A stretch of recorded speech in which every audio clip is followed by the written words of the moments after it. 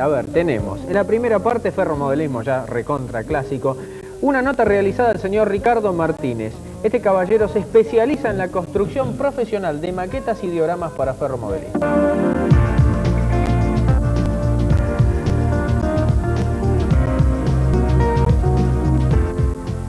Que para muchos sería un hobby, un simple hobby, para vos es una profesión. ¿Cómo se dio en tu vida esto de construir dioramas de ferromodelismo? Bueno, básicamente empecé a construir dioramas para mí. Empezó como un hobby, pero viste, la financiación de un hobby caro se te hace difícil.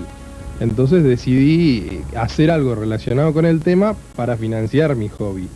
Pero lamentablemente la calidad obtenida y algunos profesionales del rubro me llevaron a que me dedique a esto en forma profesional. De esa manera empecé a abandonar mi hobby y a convertirlo en un trabajo. Ahora, ¿cómo fue que conseguiste a toda esa gente que te pedía que le armes esos dioramas para ellos? Bueno, básicamente porque comencé haciendo algunos dioramas para mostrar en vidrieras de comercios.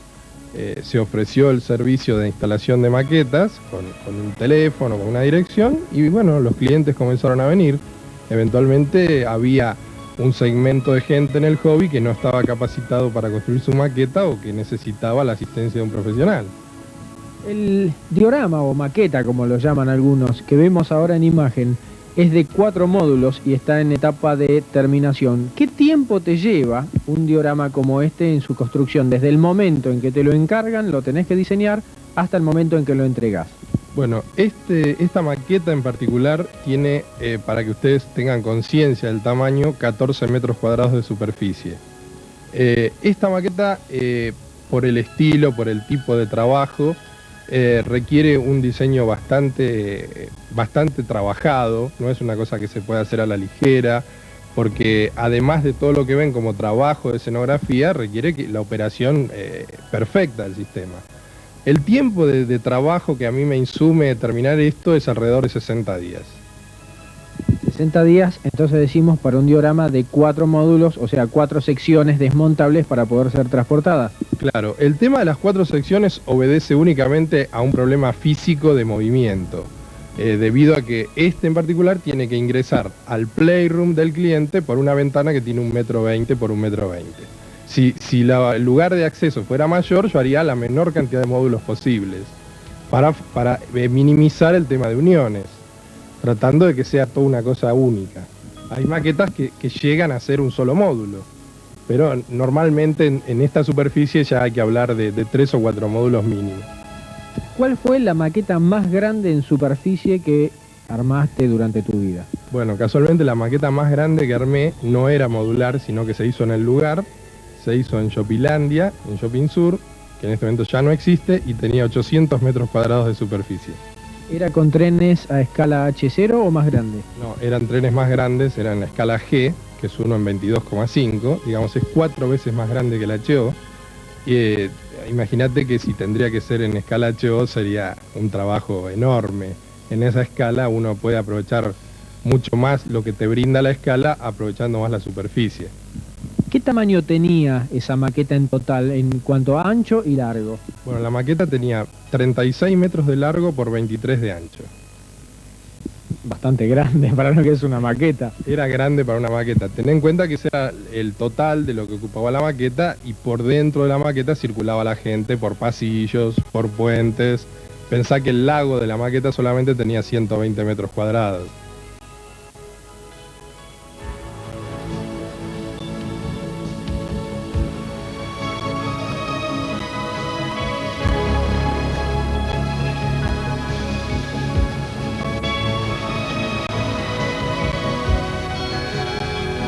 Bueno, la historia de Ricardo Martínez es más o menos como la nuestra. Ricardo empezó siendo jovista, sí. Y bueno, después resulta que, bueno, gente le dijo, ¿y si me haces una maqueta para mí? Y bueno, al principio empezó como hobby, pero cuando vio que le empezó a ocupar todo el tiempo de su vida, dijo, bueno, o como o hago hobby. Exacto. Entonces hizo las dos cosas.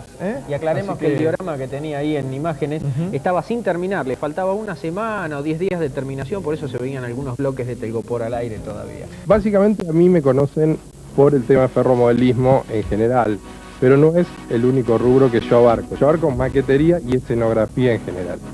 hice maquetería de tipo de diseño industrial, maquetería de arquitectura y escenografía de todo tipo, lo que salga de escenografía. Lo que pasa es que no publicito ninguno de los trabajos que hago.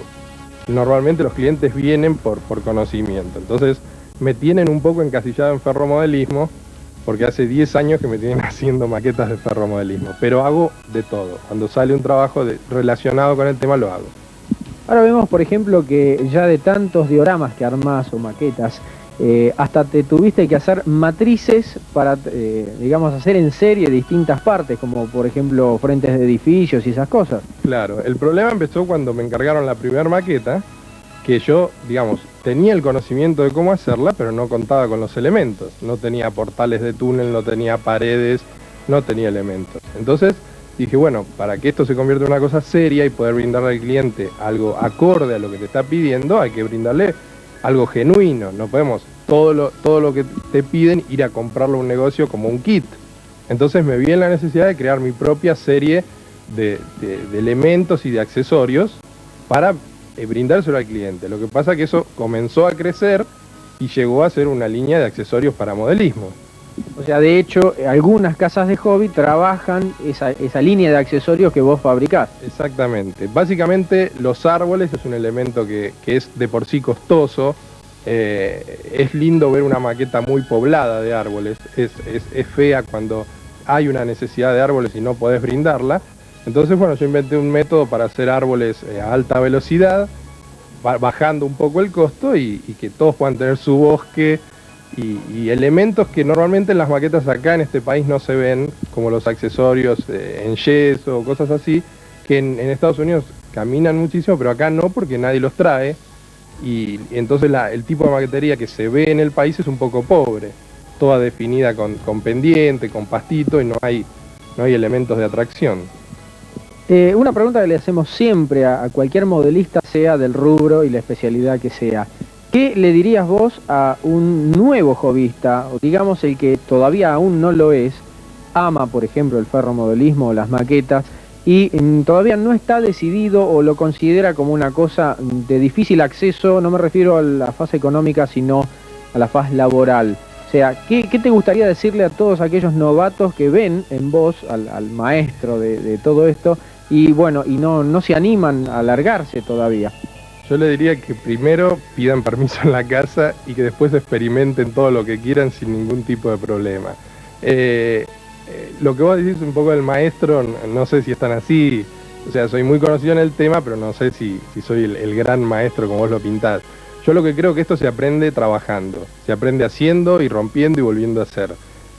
Lo que yo quiero transmitirle es que el ferromodelista o el ferromodelismo es un hobby muy completo, porque tiene todo un desarrollo estético y artístico en cuanto a la creación de las escenas, tiene todo un tema técnico, porque uno comienza a adentrarse en mecanismos de cómo funciona una locomotora, de cómo funciona un sistema, y tiene, digamos, la atracción después del movimiento y de la iluminación y de la operación del sistema. Otros hobbies son mucho más estáticos, esto es un poco más completo que los demás.